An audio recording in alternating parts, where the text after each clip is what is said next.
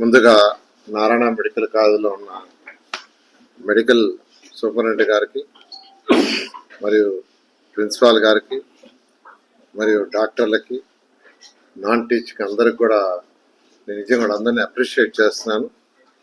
ఎందుకనంటే ఈరోజు నారాయణ మెడికల్ కాలేజీలో రోబోటిక్ సర్జరీ సంబంధించి రోబోటిక్ని ఈరోజు ఇనాగరేషన్ చేయడం జరిగింది. ఇది ముఖ్యంగా అంటే ఈరోజు టెక్నాలజీ మారిపోతుంది, రోజు రోజుకి లేటెస్ట్ టెక్నాలజీస్ వస్తున్నాయి, సర్జరీస్లో అనేకమైన మార్పులు వస్తున్నాయి. దీన్ని దృష్టిలో పెట్టుకొని ఈరోజు నారాయణ మెడికల్ కాలేజీలో రోబోటిక్ సర్జరీ జనరల్ది అటు ఆర్థో రెండు చేయాలని నిర్ణయించి ఈరోజు జనరల్ది అయితే ఆల్రెడీ స్టార్ట్ చేశారు. బహుశా మరొక 1 month 2 monthsలో ఆర్థోకి సంబంధించి కూడా స్టార్ట్ చేయడానికి నిర్ణయించి దాని మీద ముందుకు పోతున్నారు. అటు ఎవరైతే ఈరోజు మేనేజ్మెంట్ ఉండారో మేనేజ్మెంట్లో ఉన్న వాళ్ళందరినీ నేను అప్రిషియేట్ చేస్తున్నాను. ఎందుకంటే ఈరోజు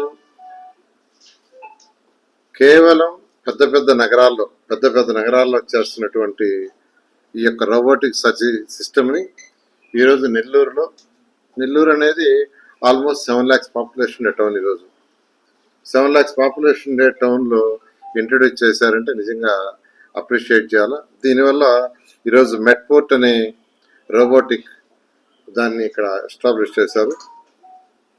అయితే దీనివల్ల అనేక పేషెంట్కి లాభాలు ఉంటాయి, అనేక బెనిఫిట్స్. ఎందుకంటే చాలా యాక్యురేట్గా ఏ పార్ట్లో అయితే సర్జరీ చేయాలో ఆ రోబోటిక్ ఆర్మ్స్ పోయి కరెక్ట్గా ఆ పార్ట్లోనే చేస్తాయి. దానివల్ల బ్లడ్ లాస్ చాలా తక్కువ ఉంటుంది. బ్లడ్ లాస్ జనరల్గా చేసేదానికి దీనికి చాలా వేరియేషన్ ఉంటుంది. ఎప్పుడైతే బ్లడ్ లాస్ తక్కువ ఉంటుందో, ఆ కట్ చేసే చాలా తక్కువ ఉంటుందో, రికవరీ ఈజ్ వెరీ ఫాస్ట్.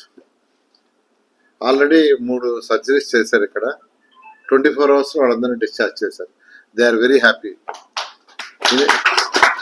ఇదే షార్ట్ పీరియడ్లో వాళ్ళు వర్క్కి వెళ్ళిపోవచ్చు, సే 1 day 2 days.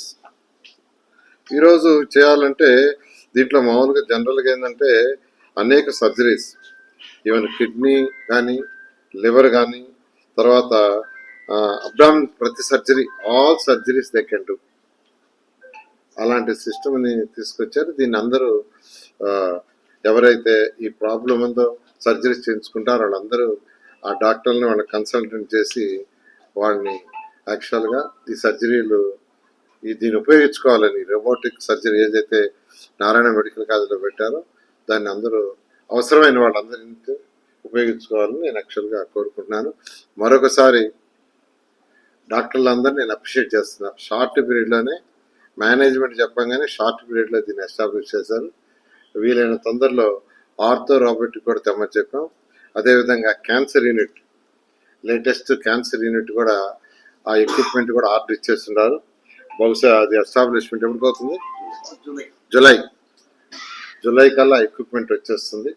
దాన్ని కూడా నారాయణ మెడికల్ కాలేజీలో ఈరోజు, ఎందుకంటే అందరికి తెలిసిందే, ఒకప్పుడు క్యాన్సర్ అనేది వస్తే తెలిసేది కాదు. వాళ్ళకి 4th stage వచ్చో 3rd stageకి వచ్చినప్పుడు వాళ్ళకి ప్రాబ్లమ్స్ ఎక్కువైనప్పుడు డాక్టర్ల దగ్గర పోతే చూసుకున్నాడు. ఈరోజు ఎక్కడికి పోయినా యాక్చువల్గా చిన్న ప్రాబ్లం ఉన్నా ఫస్ట్ డాక్టర్లు ఏమాత్రం ఆ పాసిబిలిటీ ఉన్నా ఇమ్మీడియట్గా చెప్తున్నారు దానికి సంబంధించి టెస్ట్ చేసుకోమని.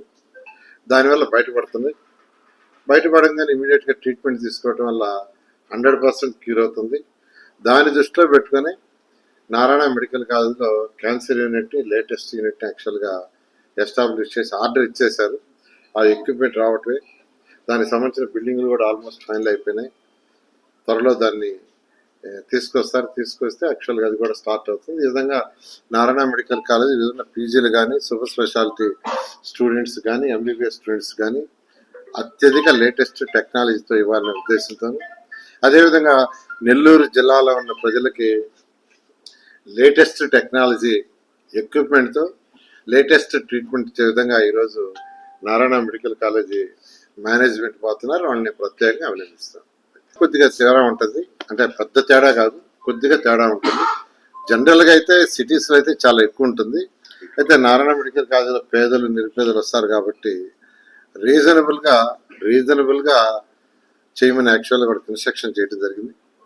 దానికైతే ఎంత ఖర్చు అవుద్దో ఆ ఖర్చే, అంటే ఇక్కడ లాభాలను దృష్టిలో పెట్టుకొని కాకుండా పేదలు నిరుపేదలకు కూడా high quality, high technology, high precision surgery చేయాలనే ఉద్దేశంతో దీన్ని ఎస్టాబ్లిష్ చేయడం జరిగింది. Thank you.